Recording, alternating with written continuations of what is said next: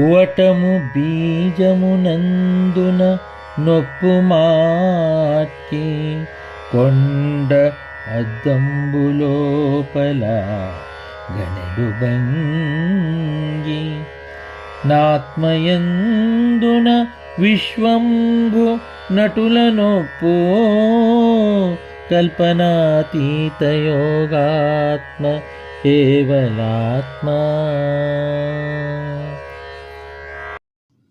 వటము బీజమునందున నొప్పు మాట్కి కొండ అద్దంబు లోపల గనెడు భంగి నాత్మయందున విశ్వంబు నటుల నొప్పు కల్పనాతీత యోగాత్మ కేవలాత్మ. జయ గురుదేవ. కేవలాత్మ శతకమునందు 26వ పద్యం. గత 25, 24 పద్యములలో ఆత్ముడు అనగా ఏంటి అనేటువంటి విషయాన్ని చక్కగా తెలియజేసిన బాలరామ పండితులు ఇక ఆత్మ యొక్క విషయ నిర్ణయాన్ని చేస్తూ ఉన్నారు. ఎలా అంటే శిష్య, వటము బీజమునందున నొప్పు మాట్కి. ఈ సూత్రం మనకు అవగాహన అయితే సరిపోతుంది. ఎలా అంటే విత్తనంబు మరి వృక్షంబునకు ఎంత అంటారు వేమన. చాలా పరిమాణంలో చిన్నది ఇది ఆ వట బీజం. అయితే వట వృక్షము మొత్తము ఎక్కడ ఉన్నది? ఆ బీజమునందే పొందుపరచబడి ఉన్నది తనకు తానుగా. దీనికి ఎవరు పొందుపరిచినటువంటి వారు లేరు. బీజంలోనే ఉన్నది సమస్తము కూడా, శాఖోపశాఖలుగా, ఓడలుగా, పుష్పములుగా, లతలుగా, కాయలుగా, పింజలుగా బీజంలోనే ఉన్నాయి. అయితే బీజవృక్ష న్యాయం నీకెలా అవగాహన కావాలి? అందుకే చెప్తున్నాడు, నొప్పు మాడికి ఆ విధానంగా, ఆ రీతిగా కొండ అద్దంబులో పలగనెడు భంగి. కొండ సువిశాలమైనటువంటి ఆ పర్వతరాజ్యం చిన్న అద్దంలో, కొండ అద్దం ముందు కొంచెం అయి ఉండదా? ఇక్కడ పరిమాణంలో అద్దం చాలా చిన్నది, కొండ చాలా పెద్దది. కానీ ఆ కొండ ఎదురుగా ఈ చిన్న అద్దం ఉంచినట్లయితే ఆ కొండ సమస్తము దానిలో ప్రతిబింబంగా గోచరిస్తుంది. గనెడు భంగి ఆ విధానంగా. నాత్మయందున విశ్వంబు నటుల నొప్పు. ఇక్కడ సూత్రం ఉన్నది ఏంటంటే, బాలరామ పండితులు వారు ఆత్మ దర్శనం చేస్తున్నారు ఇక్కడ. ఎలా అంటే సహస్ర చక్రంలో సుషుమ్నా నాడి అంతర్గతంగా వెలుగొందుచూ ఏదైతే ఉన్నదో ఆ జ్యోతి స్వరూపమైనటువంటిది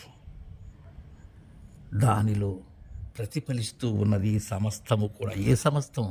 విశ్వము సమస్తము కూడా. ఇదే విశ్వరూప సందర్శనం.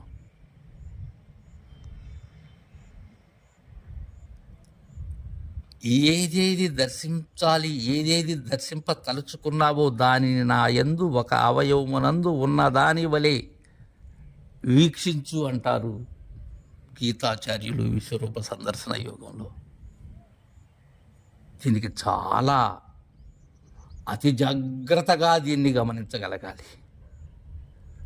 నీలో నీవార సుఖ పరిమాణంలో ఉండే దాని యందు ఈ సమస్త విశ్వం కూడా పొదగబడి ఉన్నది, ఒదగబడి ఉన్నది. అయితే ఆ కనిపించేటువంటిది ఏదైతే ఉన్నదో, కనిపించే దానిని కదిలిస్తూ కనిపించక ఏదైతే ఉన్నదో అది ఆత్మ. ఏదైతే వినిపిస్తూ ఉన్నదో, వినిపిస్తూ ఉన్న దానిని వినిపింపచేయుచూ ఉన్నదో త్రిపుటి ఇది. వినిపించక వినిపిస్తూ వినిపింప చేయుచూ ఉన్నదేదో అది ఆత్మ. శబ్ద స్పర్శ రూప రసగంధ తన్మాత్రలు ఏవైతే ఉన్నావో వాటిని త్రిపుటి రూపంగా తెలుసుకోగలగాలి. ఇక్కడే ఎరుకకు తన్మాత్రలు, మరుపుకు తన్మాత్రలు అన్నది.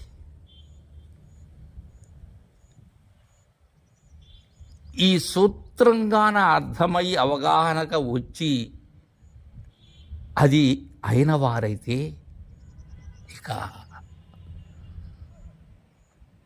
ఈ బోధ చాలా సులభం. ఉన్న హృదయ గ్రంథి చిక్కు ముడి ఇక్కడే ఉన్నది. ఇది ఎలా వటము బీజమునందున ఎలా ఉన్నదో, కొండ అద్దము లోపల ఎలా ఉన్నదో, ఆత్మ యందున విశ్వంబు నటుల నొప్పు సమస్తము కూడా ఆ విధముగా ఒప్పుతూ ఉన్నది. అయితే విశ్వము వేరు, ఆత్మ వేరునా? కాదు. ఆత్మ విశ్వము రెండు ఒకటే. ఎప్పుడు?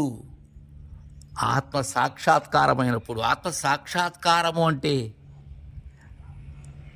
నేను చూసేటువంటి విశ్వము వేరుగా, నన్ను వేరుగా చూస్తే ఇది తెగదు. అది నేను ఒకటే. చూపు, చూడటం, చూడబడటం మూడు ఒకటే. వినుట, వినబడుట, వినిపింపచేయుట మూడు ఒకటే. ఆ విధముగా ఉప్పుతూ ఉన్నది దానిలో. అందుకే పెద్దలు అంటారు, సూది బెజ్జంలో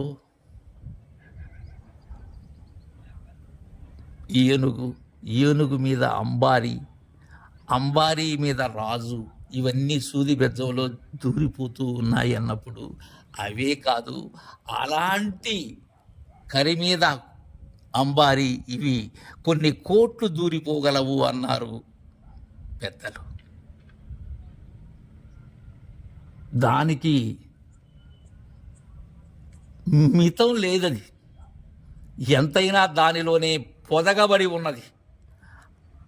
అంటే దేనిలో? నాలో నేనైనటువంటి చైతన్య స్వరూపమైనటువంటి ఆత్మ అనే దానిలోనే సర్వము ఉన్నది. అదే సర్వముకు కారణభూతమై ఉన్నది. దాని నుండే ఈ పంచభూతములు సృజన చేయబడుతూ ఉన్నవి. అదే సృష్టి స్థితి లయకారకము అయి ఉన్నది. అదే సాంఖ్య సూత్రము, అదే తారకము, అదే అమనస్క స్థితి వరకు అదే అయి ఉన్నది. మహావాక్యములన్నీ కూడా దానినే శాశ్వతము చేశాయి అనేటువంటి విషయాన్ని మనకు చక్కగా కల్పనాతీత యోగాత్మ ఇక్కడ వరకు కేవల ఆత్మ. జయ గురుదేవా.